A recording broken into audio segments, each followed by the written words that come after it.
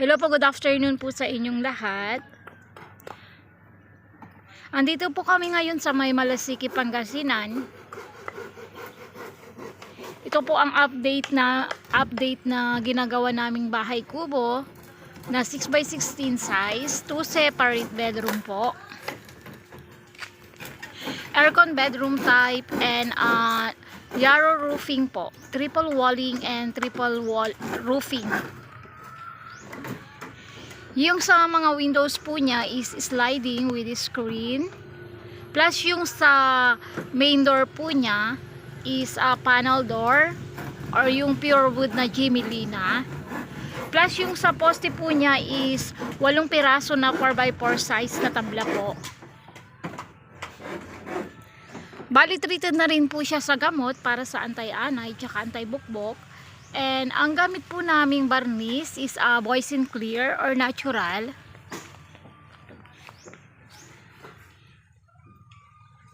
Ito po yung pinakalikod po niya. Tsaka yung sa Yarrow long span roofing, may mga gutter side by side. And yung gamit po naming Yarrow long span, yan po yung makapal. Yan.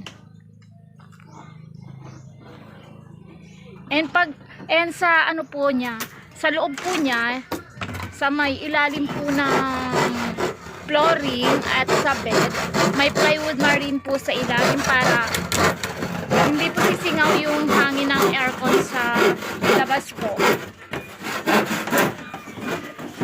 Ito po yung first bedroom po niya. Bali pang queen size na foam yung size ng bed. And triple walling po, including electrical wirings. Yung gamit naming electrical wirings, yan po yung makapal, yan po yung original. And then yung gamit po naming plywood marine, yan po yung makapal. And nakabukod po yung breaker sa mga switch or outlet and sa aircon po. Ito po yung pinaka walkway po niya. And yan po yung panel door. And may small shelves or maliit po na altar dito po sa side ng bedroom door. And then dito po sa isang bedroom is double deck bed. O binabarnisan na po namin. Tsaka yung gamit po naming sliding windows, yan po yung malapad na may screen and may shelves sa my bedroom. Plus yung sa size po ng bedroom po niya na double deck bed is pwedeng pang queen size na foam. And then sa taas po is pang single bed size na foam. Yan po yung breaker po ng aircon. Ang ilalagay po nilang aircon dito is split type, kaya yan po yung para sa aircon na breaker, dito po nila ilalagay. And then ito po yung outlet at saka mga switch po. Ito po ay 6x16 size, triple walling and triple roofing, including electrical wirings, plus panel main door and sliding windows with screen. May mga shelves each bedroom po, plus suko pa konting siya.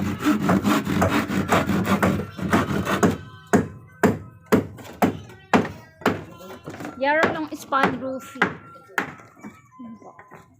Kung sino po yung gustong mag-avail or mag-order ng bahay kubo, sa may barangay Pangpang, San Carlos City lang po kami. Sa may Porokto po kami. Look for Emily or Ems Aquino. Ako po yun.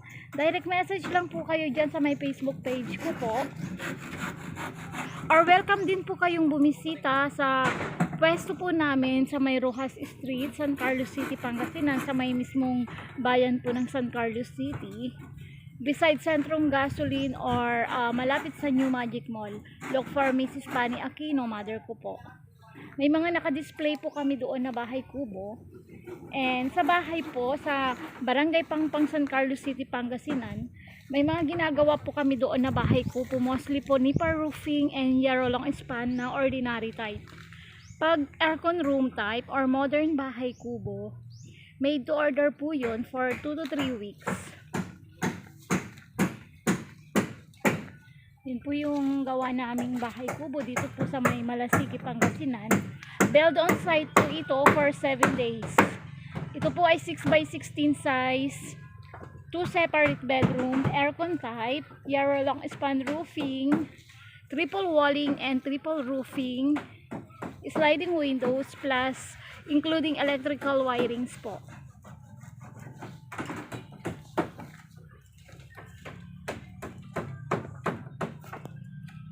Maraming salamat.